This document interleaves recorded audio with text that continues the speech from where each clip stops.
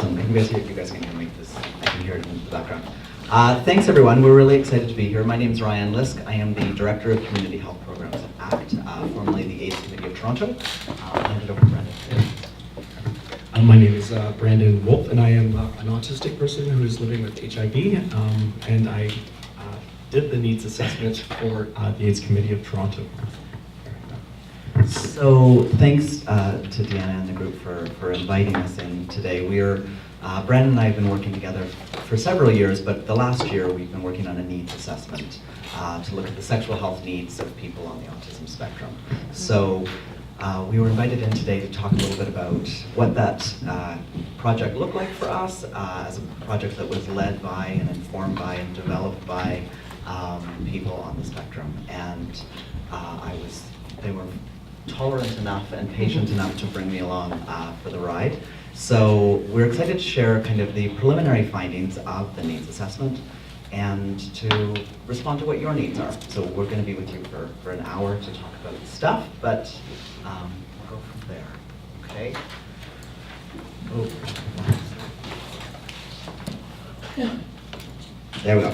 So we threw together a loose agenda, but Brendan and I have been exploring this concept of dancing in the moment. And so it's going to be a theme that we're going to talk a lot about today in the ways that we just adapt to people where they're at in the moment and realize that sometimes my neurotypical structures that I really like and I'm really comfortable with, that structure and predictability, doesn't always work with people I'm engaging with or speaking to. So in this moment, I want to get a sense from all of you about what would be useful. So in our slide deck or in our talk, we've been looking at the sexual health needs of people on the autism spectrum. That has looked at everything from condom use through to sex ed to systemic barriers and structural barriers for folks with autism. And my sense is that the people in the room have worked with the autism community and have a sense of what autism is. Is that fair? Is there anything else that people are curious about or would like us to highlight? This won't be your only opportunity to weigh in. Okay, we're going to move along then. So yeah. It works with people with autism and developmental disabilities. So yeah, it's a great question. So I'll jump into kind of how Brandon and I met, and that will inform full disclosure about where I come from and where I locate myself. So as the Director of Community Health Programs at ACT, my job is to oversee a team of community educators, community development workers, and some programming for gay men, women, and young people either living with or at increased risk for HIV. Brandon reached out to me or to ACT about 3 years ago and said, what are you guys doing for autism? What are you doing for this community that experiences a different kind of processing, a different kind of learning? And how are you making your programs and services accessible to people? So whether that's our campaign development and our sexual health campaigns, or have you considered what it's like to walk into an organization like ACT for someone with autism? And so I had the really humbling experience of saying, I don't think we're doing anything really. We have these shiny campaigns and there's half-naked men and look at how visual these things are. And he's like, yeah, that's not really meeting the mark. So that started a long, 3-year relationship with Brandon and I where we realized we just weren't doing that well. And so while our services are hopefully open and accessible to everybody, we weren't thinking through what that meant. And so we were thinking about wheelchair accessibility and wheelchair accessible washrooms and ASL interpretation in our workshops and our trainings, but we weren't thinking about people's experiences of processing information, processing fluorescent lights in a room, as well as a waiting room that has a radio on in the background, and other people that might be having their own experiences of just finding out they're HIV positive, and trying to be able to focus through all of that and have a meaningful encounter. So we had lots of work to do. And so Brandon invited some of his friends along, or some people that he had made connections through through social media, and we developed a peer advisory. So we had a group of 6 folks across the autism spectrum that we had Skype calls with every week, and that Skype calls allowed us to see each other's faces, to match up what my mouth shape was saying and what the sound of my voice was saying. It allowed us to see each other and try and read whatever was going on for people, or for me to be able to gauge whether somebody was checking out or having a response to something.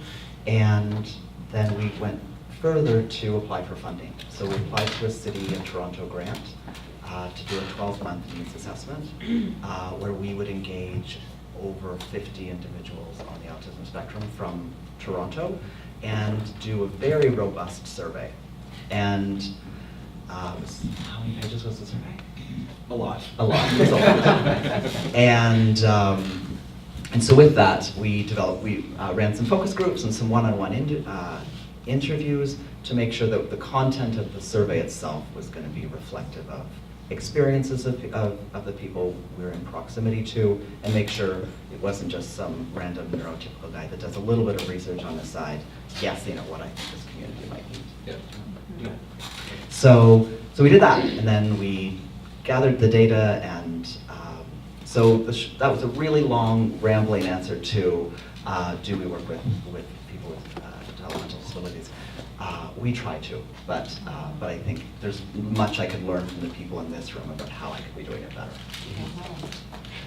I think also it's important to know that in the HIV population there is a number of undiagnosed autism. So that's kind of when I became HIV positive, or when I became diagnosed with autism after HIV diagnosis.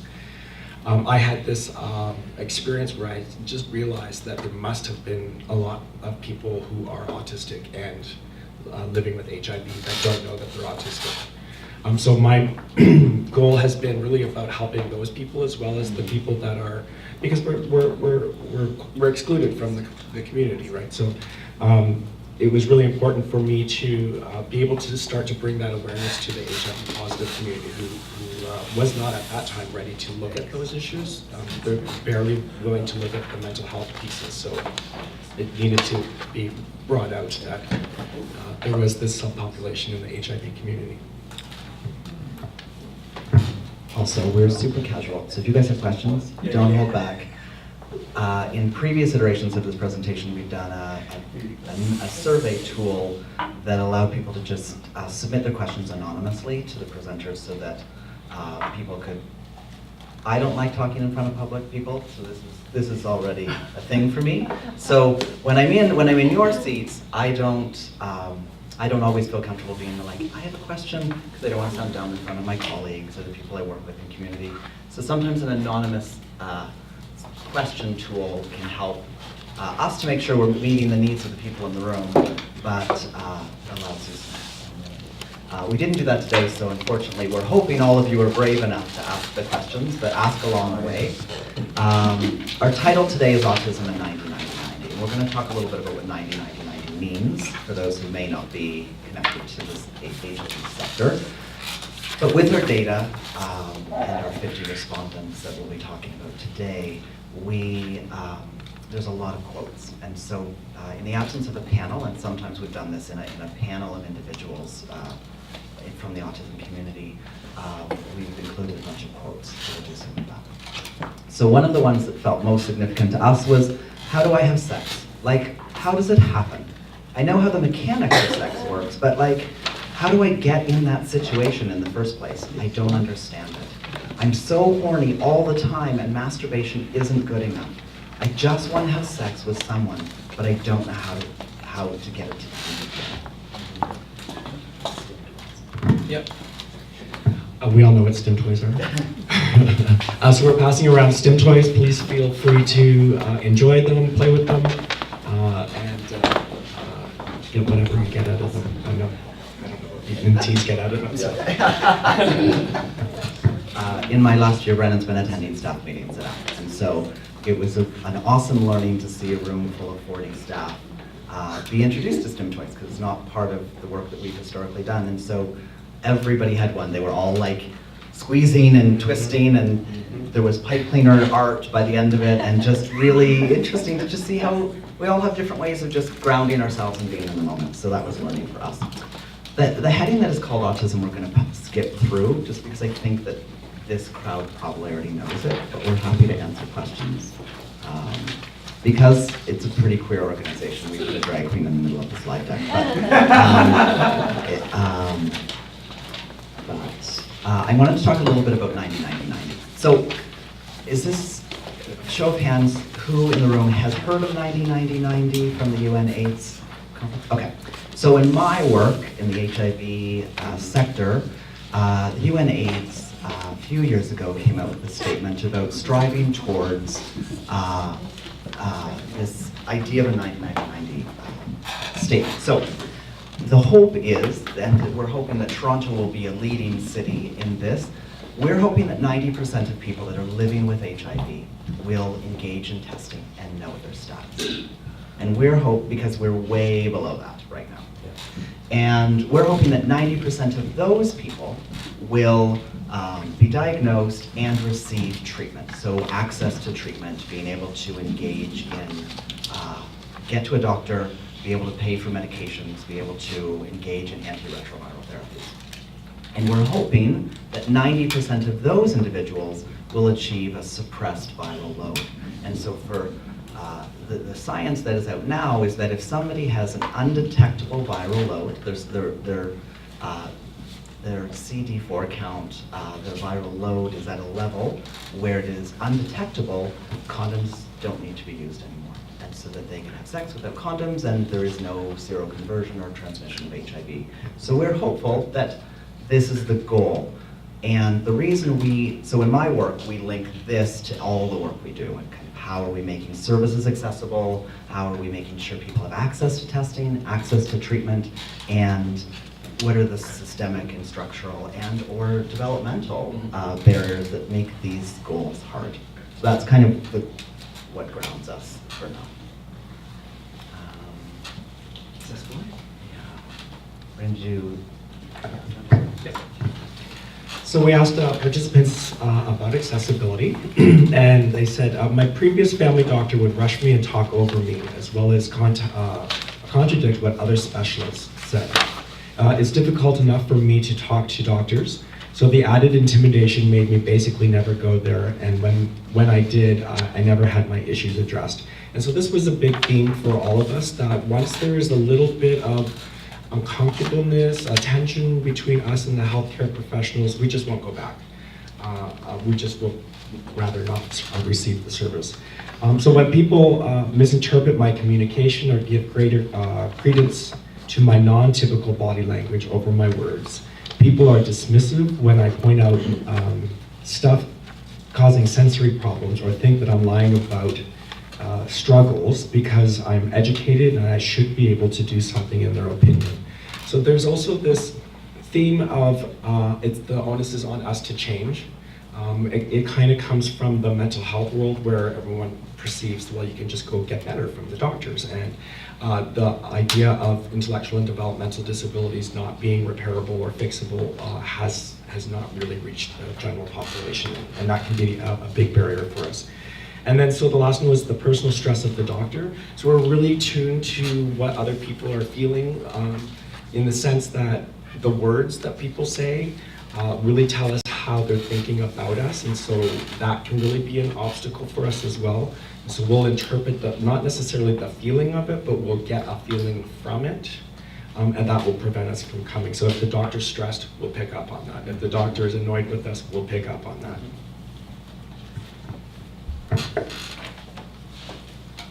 So, and I think I covered most of this already. My advisory team, we meet every single Wednesday. We do an hour-long Skype call. It's a really dynamic conversation every week. You know, a group of 4 to 5 autistic folks, all with their own personal interests and hyper-focus in different areas. One loves show tunes, the other one loves philosophy, and so I'm constantly trying to bridge how I'm to interpret things that are happening in one of these meetings, and it's dancing in the moment. It's really just awesome, and it's such a privilege for me to be able to do that work. And so they helped us to decide what we were going to put in the survey and helped us to make sure it was as broadly accessible as possible. So we used a survey tool called Q-Fi, which Brandon was able to engage, which allowed us to do a series of toggles and sliding scales where words felt a bit jargony or acronyms are a big thing in my sector. I imagine there might be a thing in this sector as well. So we were able to have pop-up videos where Brandon could explain, what do we mean by this? When we say sexual partner, what do we mean? We don't necessarily mean, is it primary partner? Is it anybody you're having sex with? What do we mean by sex? So all of those things that I needed to slow down and catch myself and realize I need to explain these concepts. So Brandon's awesome to work with. And doing a group every week through the lens of a musical is very interesting, right? Especially HIV work. You know, Barbara Streisand comes up quite a bit. Yeah, so we're going to talk about a little bit of the rationale. So in your folders, we're going to just read the red ones. The white ones are for you just to take home and read. But those with intellectual and developmental disabilities are at greater risk for experiencing sexual abuse than those in the general population, which predisposes this group to forced, unsafe, and risky sex.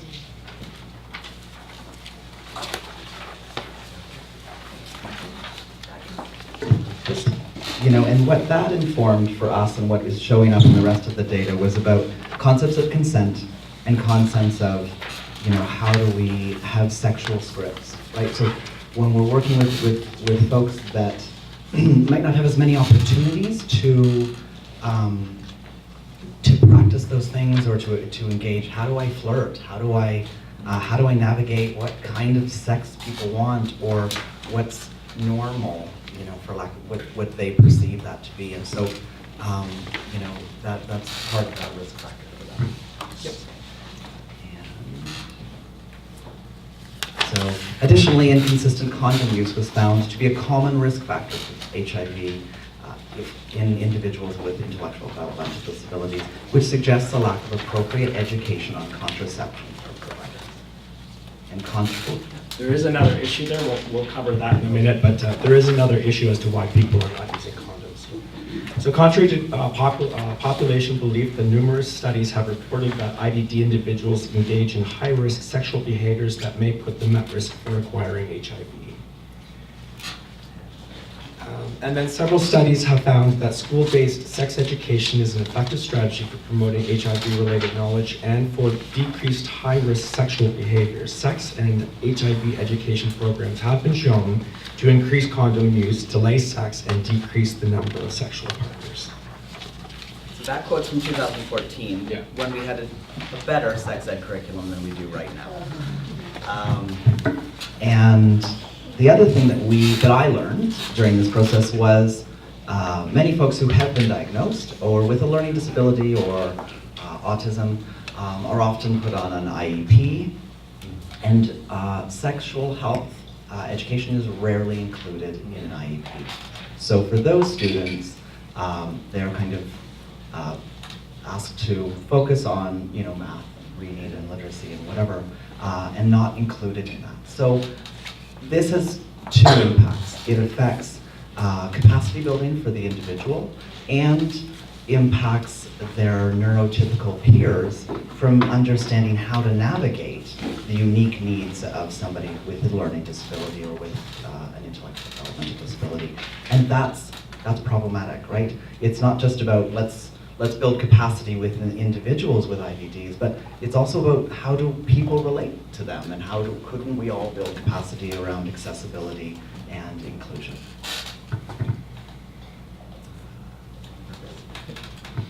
So our work aims to address the barriers that currently exist to sexual education in our ASD community and to create strategies that will improve sexual safety. I'm going to ramble about data for a second. And I'm going through puberty on this presentation as we speak. I'm losing my voice. I'm sorry. So we put it online, shared it through social media, and 176 people around the world completed the survey. So It was supposed to be a Toronto survey, but it demonstrated up to us there was a lack of knowledge or a lack of engagement about this topic in a whole bunch of places. And so 176 people completed it from around the world. So we do have that data and data dumping and lots of quotes and lots of information. 91 people completed it across the country, 72 people across the province. We, because of our funders, focused on the 47 people that were in the Toronto area. It's important to also note the amount of time it took for people to take the survey. So the mean time was 1 hour and 45 minutes. So it was an extensive survey, and people really wanted to share. So we got really rich data from this sample. Age range 20 to 29 was our largest sample, but the age breakdown is in the graph to the right. Are you diagnosed? So 70% of our sample, or 33 people out of the 47, had been formally diagnosed with autism, and 30% had self-diagnosed, and we included all of those things. We talked about verbal. What were you in the continuum of verbal? And so, as you can see, we didn't get as many nonverbal folks in the sample. Sorry, I feel like now I'm blind. One of the ways we tried to accommodate for that was to, in the posting, it was like, if you ever want to go through this with Brandon, he will come to you or engage with you and do that with you with tablet. And we tried to do that, but that was not many people. Mutism. So mutism during sex.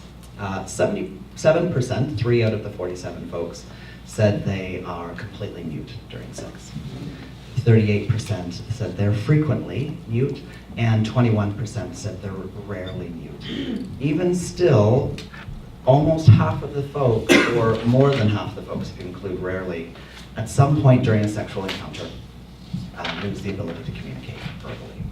And so, for me, this was concerning, for all of you, about how do we navigate consent? How do we navigate pleasure? How do we navigate discomfort or limits or pain or all the things? And so, if someone is experiencing mutism during a sexual encounter, that's concerning to me.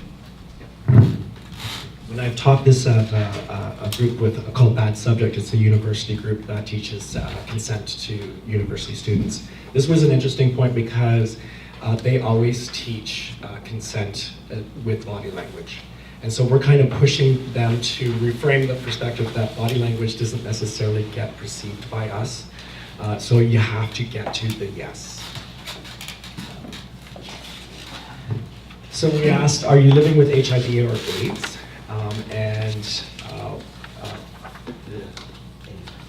85% said no, 9% said yes, and 6% said I don't know. And that was the 6% was pretty significant for me, that people don't know.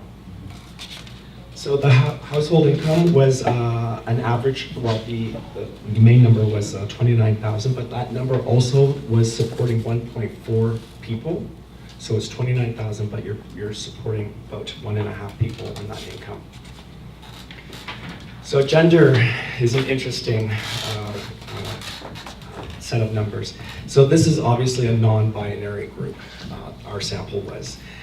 Women were the main respondents. Cisgender males were the second largest, but the non-binary and the genderqueer together actually made up the largest group. In sexual orientation, again, it's queer and then straight. So queer was the highest identifying group. And then the pansexual, bisexual group was also the third largest groups.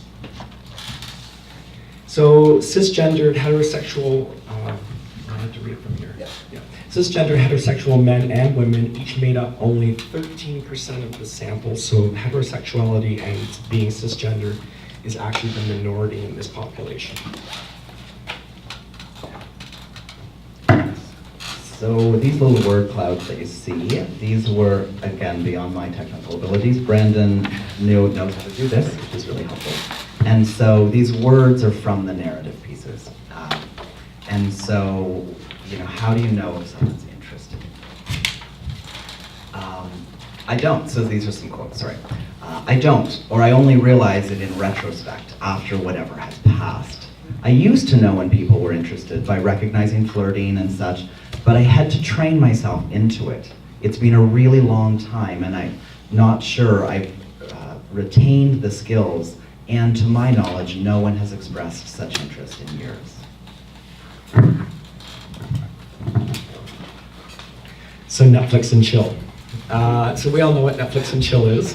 I had Let me explain it just. Yeah, I'm going to. Okay. I had an advisory committee member who called me, because when I ran my committee, I had not only the Wednesday groups, but some people didn't like the idea of a group, so they called me on Sundays. Some of them called me on Thursday mornings. I also made myself available through instant messaging on Facebook, and we had a Facebook-like group that we could also communicate and pass information along.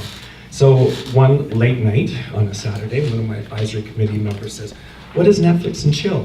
And I had to explain it to him, and he says, "Well, that would be explained why I'm not getting any responses back, because I kept saying that, I like the science show on there, and I like that TV show." And they completely missed the idea that what Netflix and chill means is to come over and hang out and have sex. So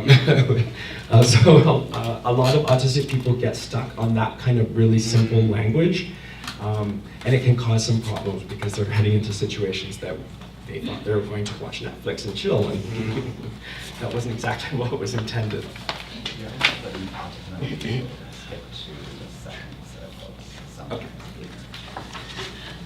So autism and abuse. So sometimes it can be difficult to know that I'm being treated by non-autistic, how I'm being treated by non-autistics, because even if I know that I feel like I'm being treated poorly, I often feel like I don't have the words to express what's happening properly. So I'm not really sure what there is that I can say without triggering myself, which is unfortunate because I have a lot on my mind about this subject. So especially when it comes to abuse, autistic people are very triggered. And in part of that meltdown or the triggering phase, we lose skills. And so this is a big problem for us, that when we're being abused, we might know that we're being abused, but we may not necessarily be able to articulate that.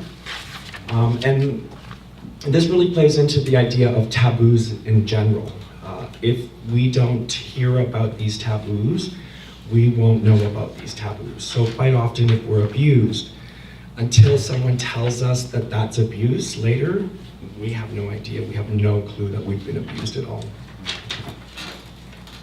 And so some of my learning in the last while has been, I've had the opportunity to work closely enough and build enough rapport with my advisory team so that I can anticipate or navigate what a meltdown or what an overwhelmed experience might be like.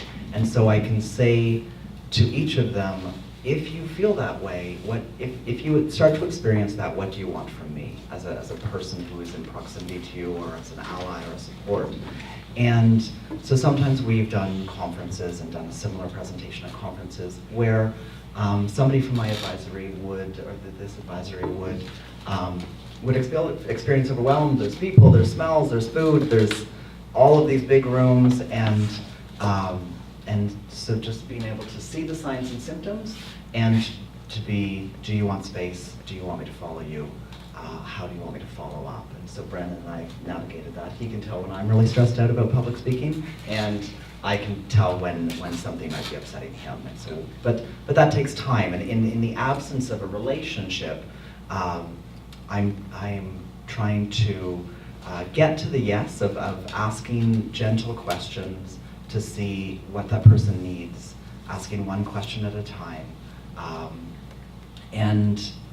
If the person leaves, because I don't want them to experience what Brandon was speaking about earlier, where they leave an organization and be like, I could never go back there, I could never walk back into the doors of that organization again, then I'm going to follow up. I'm going to follow up with an email or a call if I have those abilities, or that contact information, and just say, hey, I know you left earlier, I'm happy to have another conversation in whatever way that is. If Do you want to come back into that space? Do you want to meet in community? Do you want to have a Skype call?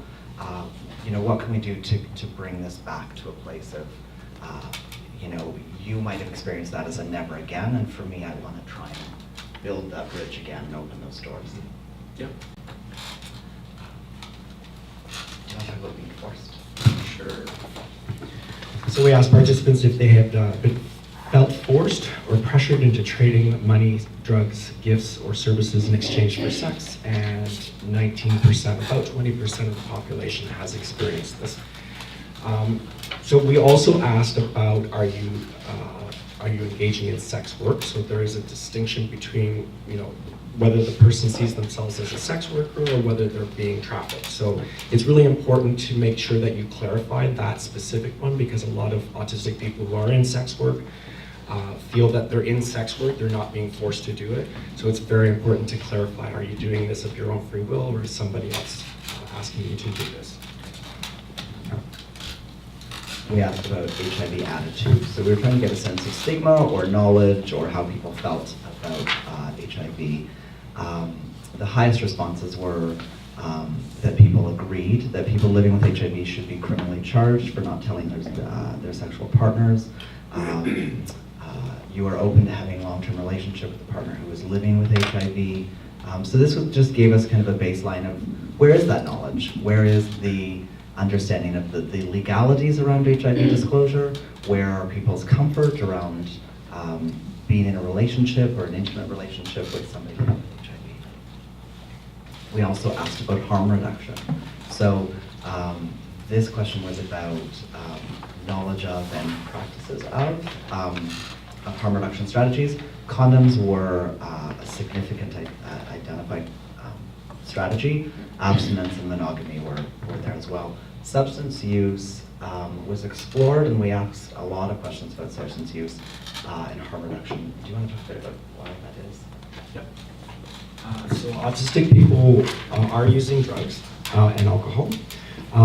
We're not using them for the same reasons that a neurotypical person would use them. We're usually using them for sensory regulation. So we'll either use it if we're sensory seeking, then we'll use the speeds, the crystal meth. If we're sensory avoiding, then we'll use the heroines, the pot, the benzos. We asked about condom use, and this was interesting because the advisory group was saying, I was hearing a lot of narrative about discomfort with condoms, and I always said, Brendan, ick is the strongest descriptor I've heard about condoms. They're icky, they're slimy, they make a weird noise, don't really like the feeling of them. Oh, yeah, I get that. Like that's real. But we asked, you know, for the people in the sample, are they using condoms? And almost 60% said yes. About 17% said sometimes, 6.5% or rarely, and 17 and a bit never use condoms. So then we asked, do you have sensory issues to that? Hence the ick.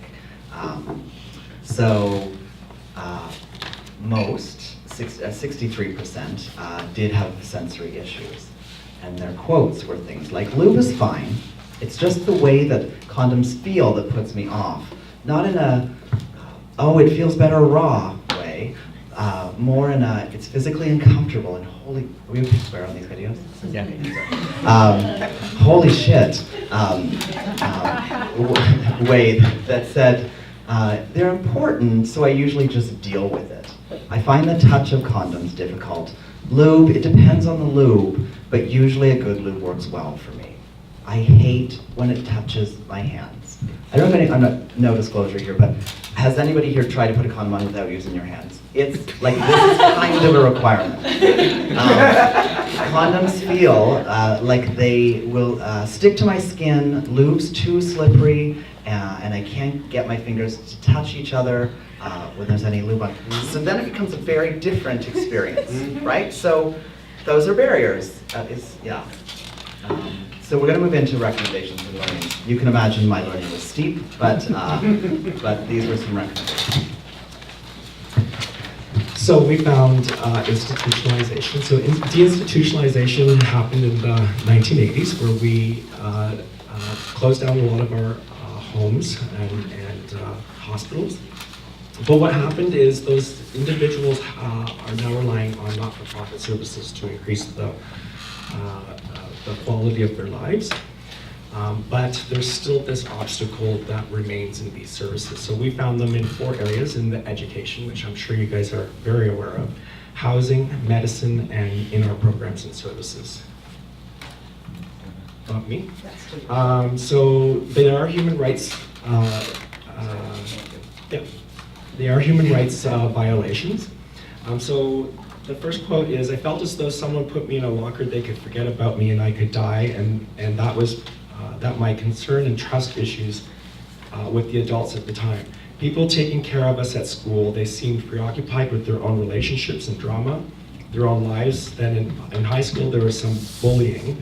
I noticed a clear hierarchy of social order, which I found interesting, and I like to play with that because someone who is different, I can transcend social order.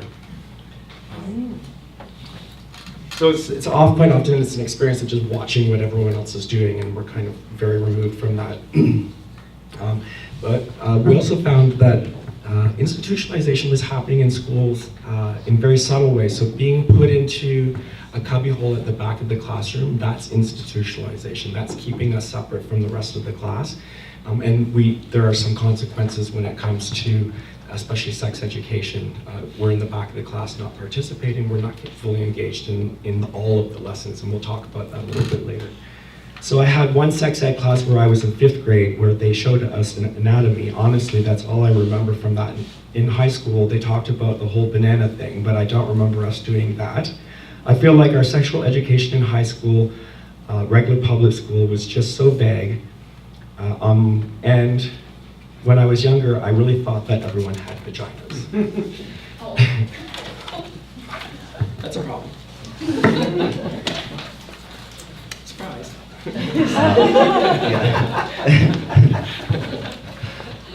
Here's some quotes from housing. "I was kicked out of the house when I came out as a teenager and couch surfed for a few years." Another person said, "It was after I was first diagnosed with HIV after becoming sick. My partner was also very ill and he was about to die, but he started having delusions about me. So I left the apartment and lived at friends' places, shelters, and bathhouse for a 6-month period."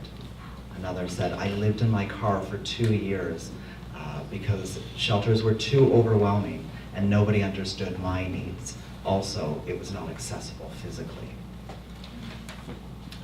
So we asked in the data around rates of underhousing. Have you ever been underhoused? Over a quarter of the sample had at some point in their life experienced that. And at the time of the survey, almost 13% were currently underhoused. Over half the sample had not experienced that, but that to me still speaks to those systemic barriers. How do spaces become accessible? How might staff identify the needs of any individual and ask those questions? And for us at ACT, it was about what are we asking at intake? Are we asking about, do you have any accessibility needs? What is your learning style? Do you have any triggers? Do you have any sensory experiences? And I think for us, it was about, we're pretty sexually brazen, I think is maybe the term I would use.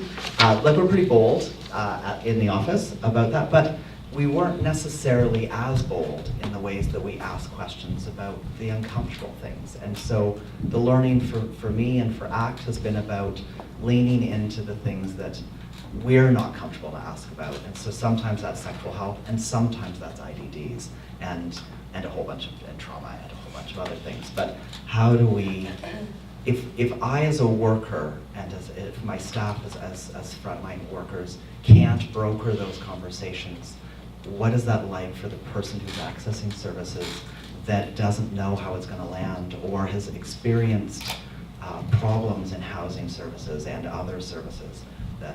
So we sometimes have to push through our own and check our own values and biases and stuff to get to that place. You guys are going to ask questions when you want, right? Okay, we're not steaming over you guys. I'm going to talk about health and medicine. So health and medicine, there are too many examples to give there are too many examples to give examples. I'm a black, queer, fiscally unsound, and I have poor relationships with things like time and regulations. I feel unwelcome just about everywhere. Tolerance and begrudging acceptance are so much of the norm for me. I'm actually leery of warmer welcomes. Familiarity, having a video tour helps a lot. Quieting features like carpet so that there aren't a lot of echoes and natural light are easy to avoid air conditioning vents. So these are just some stimulation that's happening within the office space itself. So a commitment to understanding trans, LGBT, ethno-cultural issues, as well as commitments to informed consent, personal autonomy, anything that can reflect that a place is professional and non-judgmental, must not inherently gender a person by anatomy. So these are all barriers that people face, and there's a lot of comments in the study about the front desk person. The front desk person is really important for autistic people. They kind of set the tone or the experience of what they're going to expect. So it's the same thing with websites. Websites are really important for us. If I'm going to go someplace I've never been, you can guarantee I'm going to Google it. You can guarantee I'm going to look at the website. I'm going to look at all the staff. I want to see their faces. I want to know exactly what I am supposed to expect there. I want to know what the process is. So if I'm just a new client and I'm trying to get to an employment service and I have a whole bunch of steps, I want to see that all laid out in front of me. So in medical offices, quite often they don't do that. So that would really help us feel a lot more welcome in doctors' offices, getting tests, if we know what those procedures and expectations are ahead of time.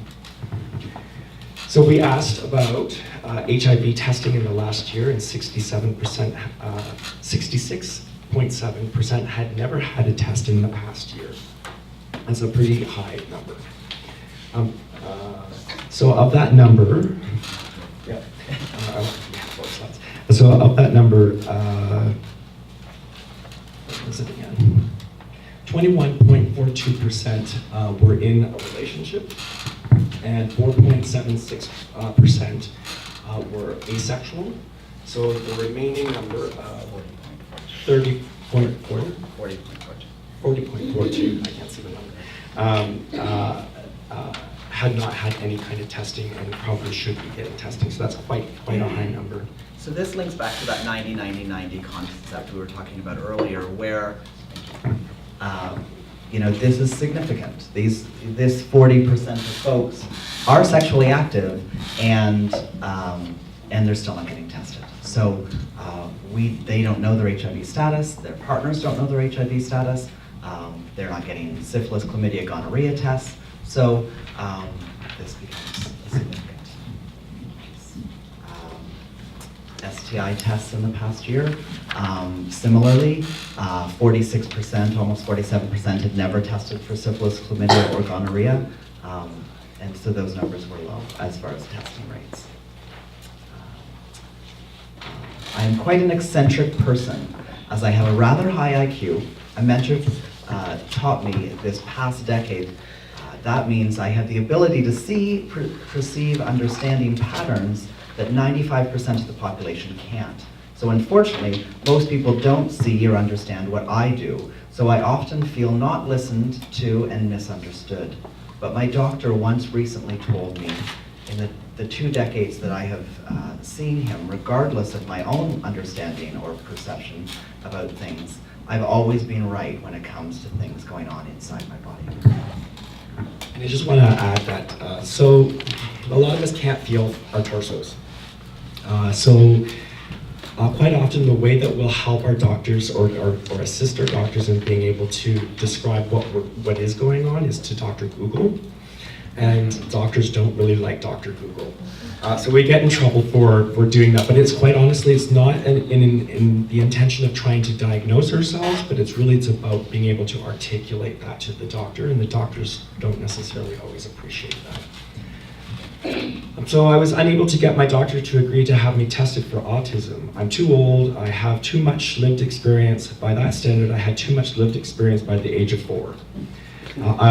But whatever, I think that the greatest impediment is me. I feel I If I feel offended or slighted or unwelcome in any way for any reason, I refrain from attending. If I feel guilty or even the smallest offense, I'll hide. And that all that it takes for me to miss an appointment. I believe that I've done more harm to myself than the virus has. It's difficult for me not to ask for, to accept, and to adhere to assistance feeling the way I do about myself. So this is really important because we need regular medical checkups. So again, it's this whole thing about the slightest offense. If people don't reach out to us and say what's going on, we won't say anything.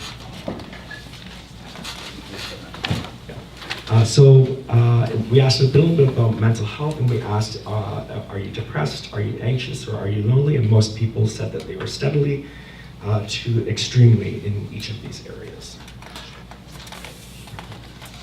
Programs and services, as you can see by this word cloud, space and light were the most frequently used terms in the narrative parts of this question. These are really important things. The next biggest one is pink near the top right that says staff. How are we as people connecting with things? It took me 7 years for me to qualify for ODSP, in part because the first caseworker at OW didn't take me seriously. In autism organizations, I'm often seen as too high functioning, so unworthy of support, or support available is for others with very different needs. So 7 years to get on ODSP is a pretty significant time, and this is a big challenge for us. When you become HIV positive, you're on ODSP in 2 weeks. So this is a big struggle for the autism community, is getting enough of a diagnosis just to get onto ODSP and just to survive. As someone who is on the asexual spectrum, the hypersexualization of many queer spaces often makes me feel a bit out of place. Similarly, I often find queer spaces and events to be quite inaccessible to me because of sensory overload. I've been living in a rural area since coming out as asexual and genderqueer, so I don't really have many services or programs to access, to be honest. I don't feel comfortable being open about my identities with my doctor or therapist. There's not a lot of services for that group, so we're going to be focusing on that. As an adult autistic person seeking support, pretty much every organization that purports to support autistics has made me feel unwelcome. All of the supports seem to be for young people. Further, other programs and supports all seem to focus on cognitive behavioral therapy, which is not what I need. In queer and trans spaces, LGBTQIA+ spaces, being autistic is almost never spoken about. Further, the policies and practices of many organizations and LGBT alphabet soup health centers usually discriminate against trans women. This is particularly true in hiring practices. Who is in management and decision making, etc. In Toronto, there are a lot of trans women who do not use or go to this particular organization and this particular organization because of this. I've had that confirmed by people working in other agencies, as well as when I have been providing support for trans people. So autism and the law, bad. I'm afraid the police, because they're violent towards people of color and autistic people, people with mental illnesses, when those intersect. The police are definitely not my friends. I don't trust them, and they do not serve or protect me, that's for sure.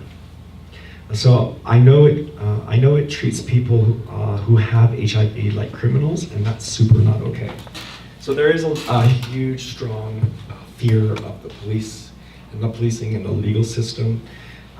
So our studies really showed that about 1/6 of the population had engaged, and then 1/3 of them had been to actual court, and then 1/3 of those people had actually been in jail.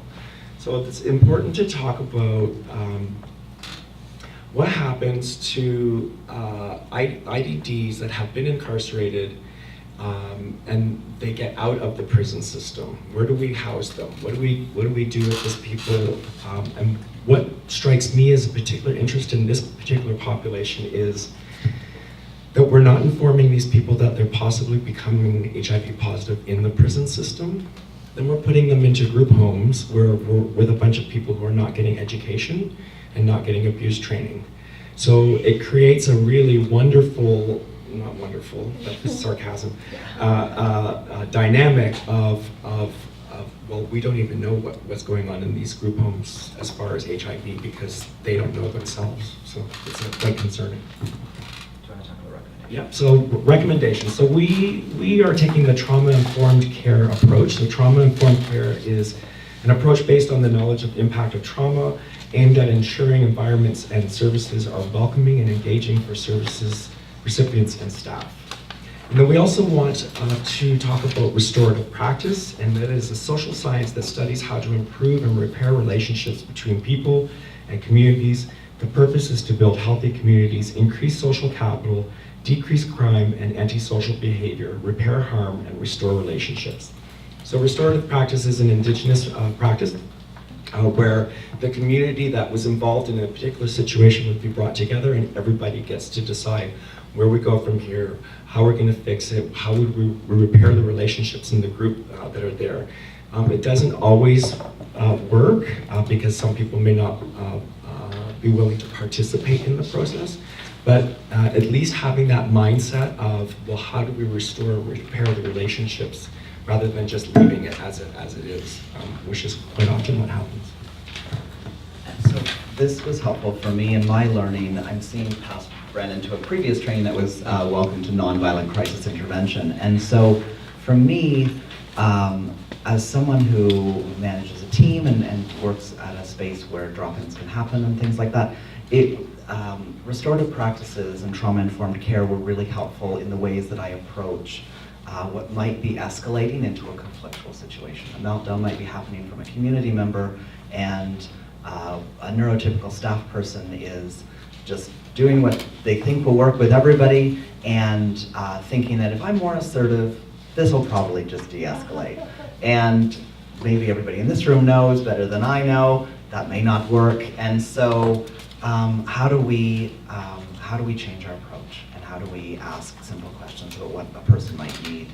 Do you want to go into a smaller room with less stimulus? Do you want to have a one-on-one meeting instead of a meeting in a public space? So how do we, and also when it's, when we're just an act, when we're talking about a ban, or when do we not let a person come back to a service, what does that look like and how does that impact service access? And so what kinds of restorative ways can we engage individuals to make our space more accessible? Yep. There was recommendations about sex ed and abuse training. So I talked a little bit about IEPs, or individual education plans, and how do we not just take the best version that Ontario has had around sex ed, but how do we enhance it? How do we make it so that concepts of consent are included, so that people have some social and sexual scripts to navigate everything from flirtation to interest to cues of flirtation, and to teach everybody in a community those skills, so that I can think beyond, well, this is what I think flirting is. Well, what I have to think that other people think flirting is something different. Netflix and chill was a great example of that. And then abuse training. So this came up kind of in the group home pieces, but also how do we build capacity around identifiers of abuse and signs, and how to respond to that? What are the resources and tools that people need in order to address and deal with that? Okay. And teaching the autistic people what abuse is as well is important because they don't know. I have a question. Yeah. Do we have a sexual or other education in the homeless shelter?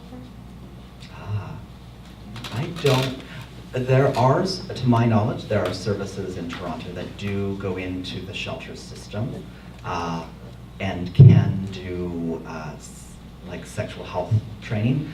The reason I think that is most of Toronto's shelters are somehow linked to the city, public health, and so condoms and those types of things are available. I think the health units are available to come in and do that training. Yeah, does anybody else have thoughts or experience? Yeah. Some shelters also have like sexual advocate counselors within it. I know it's a little bit more common in Toronto versus Peel. So Peel, I think one of the only people is my roommate. It's super not accessible there yet. But yeah, I don't know specifically, but I know that some shelters, especially like women's shelters and like that, do have sort of those counselors within it. But then they have that barrier, like you were saying, of trying to articulate or understand that a lot of people don't necessarily wouldn't identify as being abused, even if they have been. So I think even if you have that counselor there, recognizing that certain people may need the services but wouldn't identify as needing the services yet. So one of our ideas was also to put sex education online. And part of that is that it's in schools, what's happening is that sex education is usually taught in the last third of the year. So because it's taught in the last third of the year, usually that's when autistic people hate their teachers the most. We like them at the beginning of the year, but we're not so fond of them at the end of the year. But also we're isolated at the end of the year at school time. So we have this education, we're taught this, but then we don't have time to actually experience the social aspect of it because we're isolated at home. And because most of our sex education is taught non-verbally on the playground, not in the classroom, that we miss a lot of that. We're not participating in that. So we really want to bring a lot of the social aspect of sex education online. So it's accessible and a supplement rather than a substitute. I was saying that about kind of this video series earlier about how useful it is to be able to have a resource online that you can reference several times as needed, right? So an opportunity to repeat. I'm not someone who hears something once and remembers it all the time. So, my advisory group has been really great at repeating things for me. But so I like the idea of online modules that help people to practice. And you know, we're doing some work around condoms, and for those where condoms are an option, the sense of mastery, like. Does somebody want to pull out a condom the first time they might have insert of sex? Maybe not the best time to figure out what it is and how it works and what the inside or the outside is supposed to look like. Maybe we should practice with that. Maybe we should practice that a whole bunch. And so how do we increase sex? How do we increase pleasure? And so how are we having those conversations to not just be about, this is about health promotion and HIV prevention. It's also about how do we have meaningful contact and pleasure-based sex. So, some of that stuff.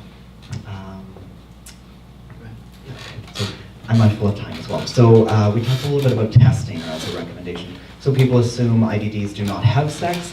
So that came pretty commonly through the narrative and the data that we don't need to train them. We don't need to do resources for them. Them being this whole population of people who are at risk for STIs and HIV. Substance use, Brandon spoke about sex work and abuse. People are unaware that they have to ask for HIV testing if they have a doctor. Again, if depending on who we are, what our relationship is with our physician, they might make certain presumptions about who we are and the kinds of sex we're having.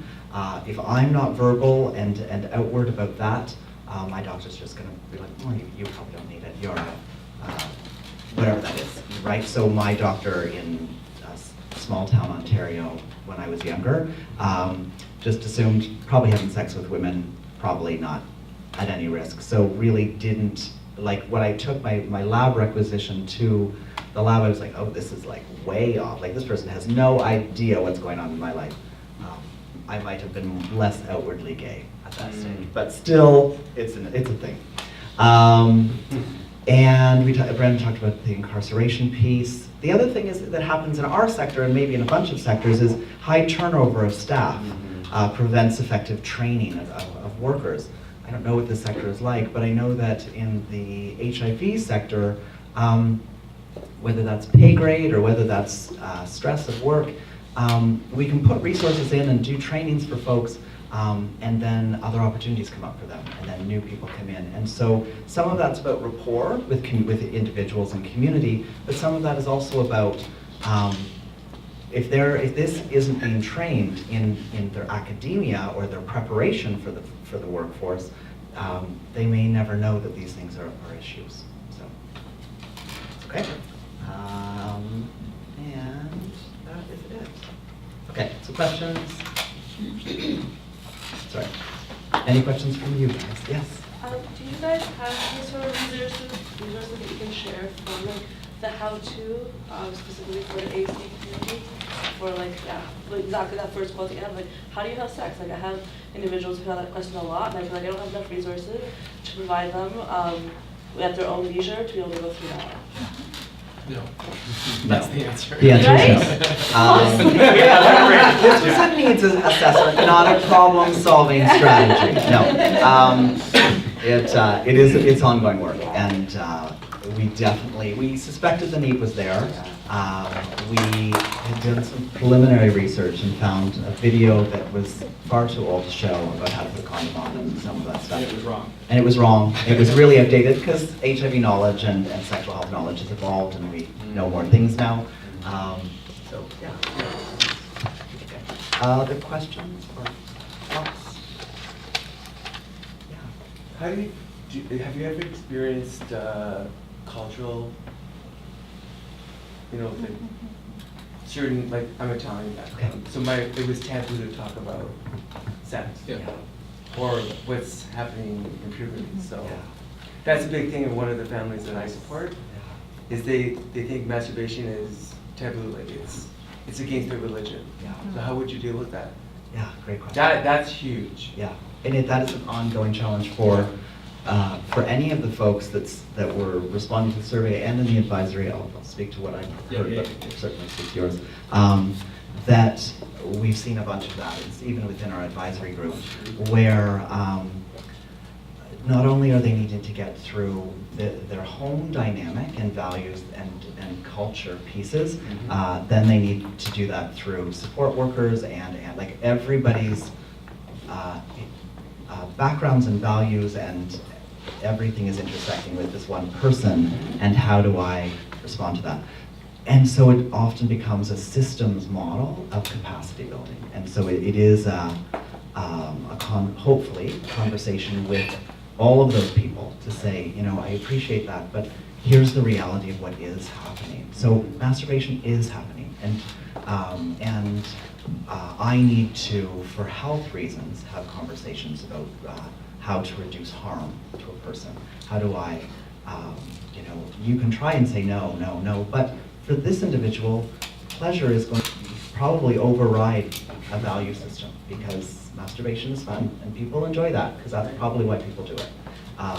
And so it is an ongoing discussion, and it is trying to tailor a message, or for me, tailoring a message or response to the individual and trying to deconstruct some of that value piece, but that's my attempt at something. But I welcome successes in the room and people have other strategies.